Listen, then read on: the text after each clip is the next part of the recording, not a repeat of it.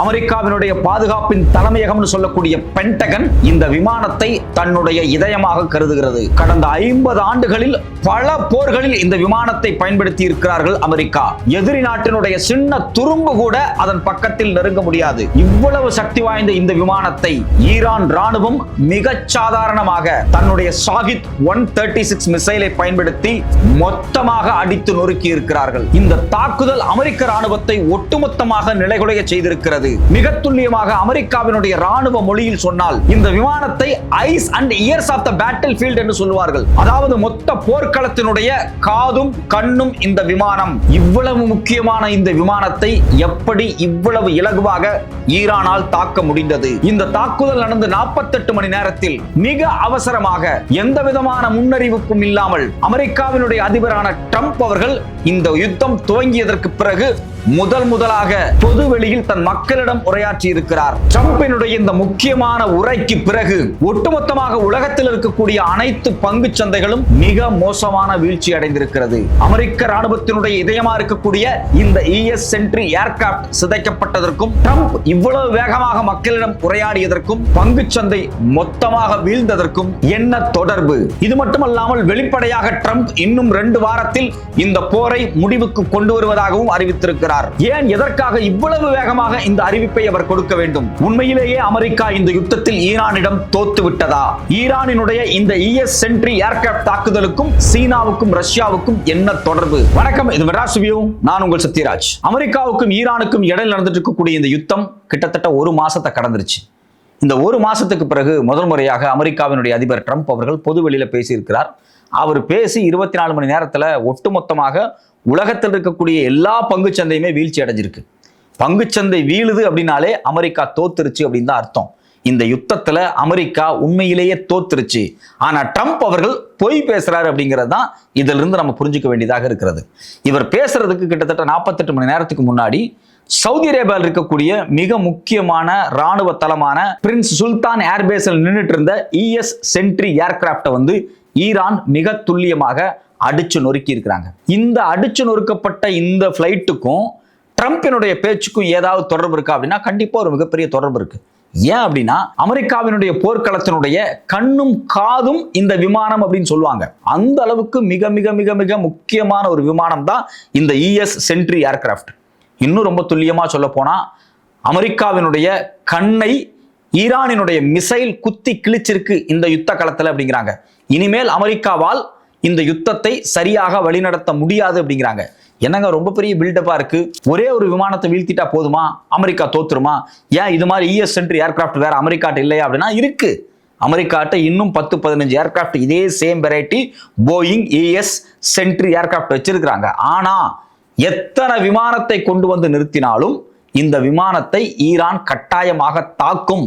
அந்த அளவுக்கு துல்லியமாக ஈரானுக்கு யாரோ ஒருத்தங்க தகவல் கொடுத்துட்டு இருக்காங்க. சேட்டலைட் இமேஜிங், அது மட்டும் இல்லாம மிக துல்லியமான ரேடார் இமேஜை வந்து யாரோ கொடுக்குறாங்க அப்படின்னு சொல்லி வெளிப்படையாக அமெரிக்காவை சார்ந்த பல ராணுவ அதிகாரிகளே பொது வெளியில பேசுறாங்க.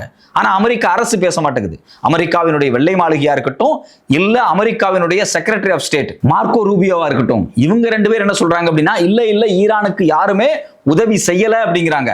ஆனா அமெரிக்காவினுடைய முன்னாள் ரிட்டையர்டான ராணுவ ஜெனரலா இருக்கட்டும், இல்ல நேவியா இருக்கட்டும், மெரைன்ஸா இருக்கட்டும், இதுல சில பேர் பத்திரிகையில பேட்டி கொடுக்குறாங்க. அவங்க என்ன சொல்றாங்க அப்படின்னா முழுக்க ரஷ்யாவினுடைய நேவிகேஷன் டெக்னாலஜியை பயன்படுத்துறாங்க. இது மட்டும் இல்லாம சீனாவினுடைய மிக முக்கியமான சேட்டலைட் இவங்க பயன்படுத்துறாங்க. எங்கெங்க அமெரிக்க படைகள் நிக்குது, எங்கெங்க நகருது, எல்லாத்தையும் சீனாவும் ரஷ்யாவும் தான் இவ்வளவு துல்லியமா தர்றாங்க. அதனாலதான் இந்த ES சென்ட்ரியை தாக்க முடிஞ்சிருக்கு. ES சென்ட்ரி அப்படிங்கிறது ஒரு சாதாரண போர் விமானம் அல்ல.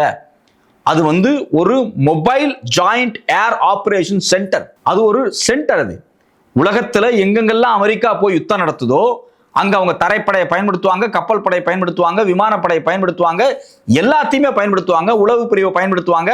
அது மட்டும் இல்லாம அமெரிக்காவிலுடைய பென்டகன்ல, அதாவது பாதுகாப்பு தலைமையகமாக பென்டகன்ல உட்கார்ந்துக்கிட்டு இதை டைரக்ட் பண்ணுவாங்க. இது எல்லாமே கோஆர்டினேட் பண்ணும்ல ஒரு யுத்தத்துல. இப்போ ஒண்ணுமே இல்ல, ஈரானின் மீது நடக்கக்கூடிய யுத்தத்துல என்னென்ன இருக்கு? முதல்ல அவங்க கொண்டு வந்து எதை நிறுத்துறாங்க? ஆப்ரஹாம் லிங்கன்ங்கிற கப்பலை கொண்டு வர்றாங்க. ஃபோர்டுங்கிற கப்பலை கொண்டு வர்றாங்க, F-35 ஃபைட்டர் ஜெட்ஸை கொண்டு வந்து இறக்குறாங்க. இது மட்டும் இல்லாம நேரடியான படைகளை கொண்டு வந்து இறக்குறதுக்கு முயற்சி பண்றாங்க. ரேடார் சிஸ்டம் வச்சிருக்காங்க, பென்டகன்ல இருந்து டிக்டேட் பண்றாங்க. இது எல்லாத்துக்கும் தகவலை ஆர்கனைஸ் பண்ணணும்ல. இந்த தகவலை ஆர்கனைஸ் பண்ணக்கூடிய இடத்துல தான் இந்த ES சென்ட்ரி ஏர்கிராஃப்ட் இருக்கு.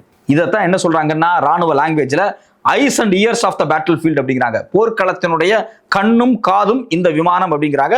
இதனுடைய விலை பார்த்தீங்கன்னா கிட்டத்தட்ட 3000 கோடி. போயிங்கர் நிறுவனம் தான் இதை தயாரிக்கிறாங்க. இந்த 3000 கோடி மதிப்பில் இருக்கக்கூடிய இந்த விமானத்தை வெறும் 18 லட்சம் ரூபாய் செலவுல உருவாக்கப்பட்ட ஷாத் மிசைல் 136 பயன்படுத்தி ஈரான் அடிச்சு நொறுக்குறாங்க. இதுதான் இந்த யுத்தத்துல ஆரம்பத்திலிருந்தே ஒரு பெரிய பிரச்சனை. என்ன அப்படின்னா, ஈரான் தங்கள்கிட்ட சில லட்சத்துல உருவாக்கக்கூடிய மிசைலை பயன்படுத்தி பல்லாயிரம் கோடி மதிப்பிலான பல ராணுவ தளவாடங்களை அமெரிக்காவுக்கு சேதத்தை ஏற்படுத்துறாங்க. இதை கண்டுதான் அமெரிக்கா இந்த யுத்தத்துல பின்வாங்குது. இந்த யுத்தத்தில் நம்மளால ஜெயிக்க முடியாது. ஏன் ஜெயிக்க முடியாது அப்படின்னா, இந்த யுத்தத்தையே கண்காணிச்சு இந்த யுத்தத்தையே நடத்துறதுக்கு பயன்படுத்திட்டு இருக்கக்கூடிய ES சென்ட்ரி ஏர்கிராஃப்டையே அடிச்சிட்டாங்களா அப்படிங்கிற ஒரு விரக்தி தான். இப்ப ஃபார் எக்ஸாம்பிள் நான் என்ன சொல்றேன் அப்படின்னா, இந்த பேலிஸ்டிக் மிசைல் வருதா இல்லையா, ஈரான் எங்க போகுது, எங்க வருது, அடுத்து என்ன தாக்குதல் நடத்த போகுது, இதெல்லாம் பார்த்துக்கிட்டு இருக்கக்கூடிய கண் இருக்கு பாத்தீங்களா, அந்த கண்ணுக்குள்ளே கொண்டு வந்து சொருவிட்டாங்க. அதாவது எதை வாட்ச் பண்றதுக்காக உருவாக்கப்பட்ட கருவியோ அந்த வாட்ச் பண்ற கருவியே அடிச்சு நொறுக்கி இருக்கிறதுனால இனிமேல் எதை கொண்டு வந்து இங்க நிறுத்தினாலும் அதை ஈரான் அடிச்சு நொறுக்கும்.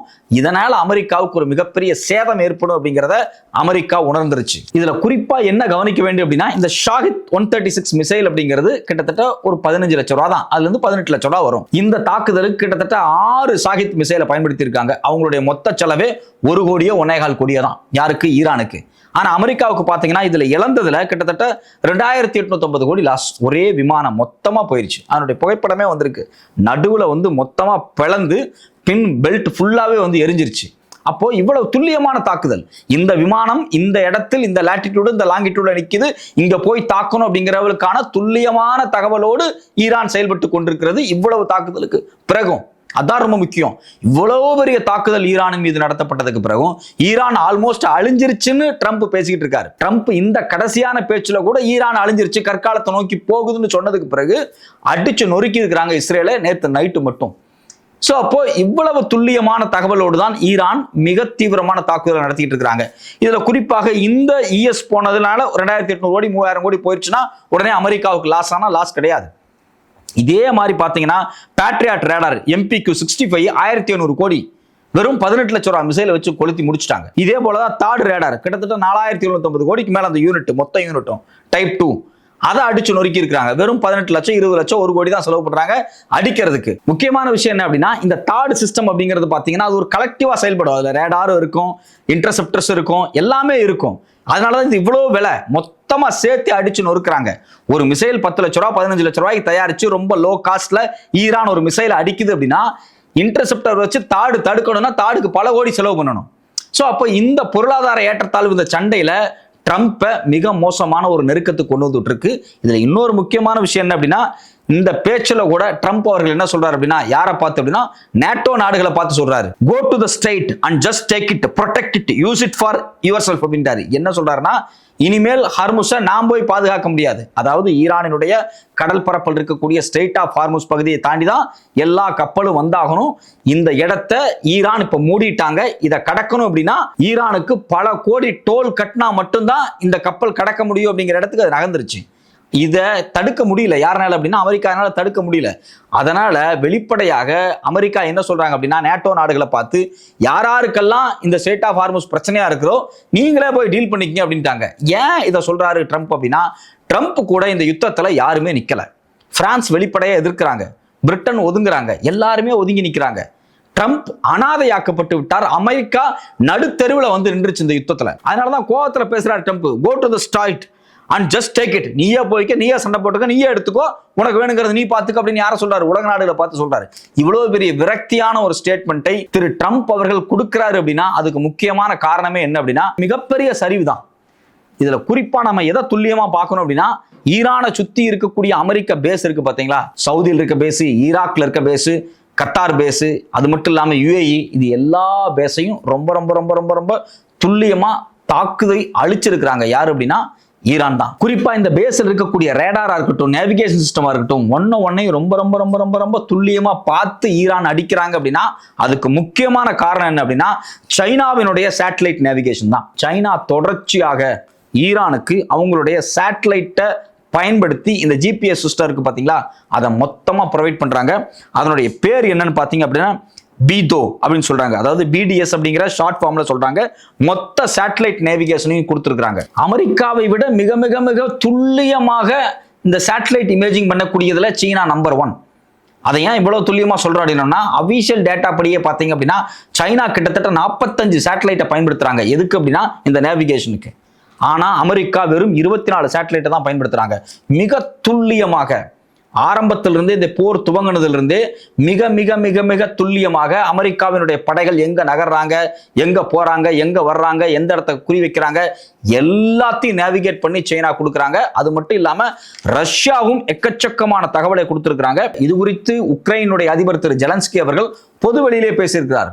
அதாவது ரஷ்யா எக்கச்சக்கமான உளவு தகவல்களை, சேட்டலைட் இமேஜ, நேவிகேஷன் சிஸ்டத்தை, ரேடார் சிஸ்டத்தை எல்லாத்தையுமே ஈரானுக்கு கொடுத்துட்டு இருக்காங்க அப்படின்னு வெளிப்படையா அவர் பேசினார். அப்ப இதுல இருந்து என்ன தெரியுது அப்படின்னா இந்த யுத்தத்திற்கு பின்னாடி, அதாவது ஈரானுக்கு பின்னாடி சீனாவினுடைய கண்களும் அதே போல ரஷ்யாவினுடைய காதுகளும் இருக்கின்றன.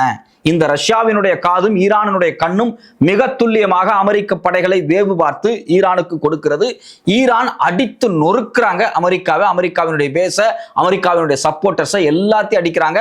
அமெரிக்க விமானங்கள் கடந்த 50 ஆண்டில் ஒரு முறை கூட வீழ்த்தப்படாத இந்த இஎஸ் சென்ட்ரி அடிச்சு நொறுக்கப்பட்டிருக்கு அப்படின்னா அதுக்கு முக்கியமான காரணம் இந்த பலமான சீனாவும் ரஷ்யாவும் பின்னாடி இருக்கிறது தான். இதை அமெரிக்கா ஒத்துக்கிடுச்சு. இந்த யுத்தத்துல சீனாவும் ரஷ்யாவும் நமக்கு எதிராக செயல்படுறாங்க.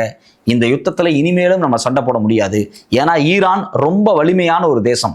அவங்களுடைய பேலஸ்டிக் மிசைல் எக்கச்சக்கமா வச்சிருக்கிறாங்க. அவங்கள்ட்ட ட்ரோன் இருக்கு, அவங்கள்ட்ட ஃபாஸ்ட் போட் இருக்கு. இது எல்லாமே ரொம்ப ரொம்ப ரொம்ப ரொம்ப ரொம்ப சீப்பா அவங்க தயாரிச்சு வச்சிருக்கிறாங்க. அவங்களுடைய பலவீனமான ஒரு இடம் எது அப்படின்னா அவங்கள்ட்ட இருக்கக்கூடிய நேவிகேஷன் சிஸ்டம் தான், ரேடார் தான். அது மட்டும் இல்லாம துல்லியமாக வேவுவாக்கக்கூடிய உளவு படைகள் தான். இதை எல்லாமே ரஷ்யாவும் சைனாவும் செய்யும் போது இந்த யுத்தத்துல ஈரானை தோற்கடிக்கவே முடியாது. ஈரானை தோற்கடிக்க முடியாத நேரத்துல இது அமெரிக்காவுக்கு மிகப்பெரிய சேதமாயிரும் அப்படின்னு சொல்லிட்டு இன்னும் 2 வாரத்துக்குள்ள எப்படியாவது இந்த போரை நம்ம முடிவுக்கு கொண்டு வந்துடலாம். ஒரு மிகப்பெரிய பாரிய மோசமான தாக்குதலை எப்படி வியட்நாம் யுத்தம் முடிகிறதுக்கு முன்னாடி அமெரிக்கா செய்ததோ, அதே போல ஆப்கானிஸ்தான் யுத்தத்துக்கு முன்னாடி செய்ததோ, ஈராக் யுத்தத்துக்கு முன்னாடி அந்த நாட்டில் ஒரு பெரிய பாரிய அழிவை ஏற்படுத்திட்டு ஓடி போயிருச்சோ, அதே போல ஈரானின் மீதும் ஒரு பேரழிவை ஏற்படுத்திவிட்டு இன்னும் 2 வாரத்தில் இந்த யுத்தத்திலிருந்து தப்பித்து ஓடிவிடலாம். நான் ஜெயிச்சிட்டேன், நானும் ரவுடிதான் அப்படின்னு வடிவேல் ஏறி போற மாதிரி ட்ரம்ப்பும் இந்த யுத்தத்தை எப்படியாவது ஒரு முடிவுக்கு கொண்டு வரலாம் என்று மிக மோசமான ஒரு தந்திரத்தை கையாள முயற்சிக்கிறார்.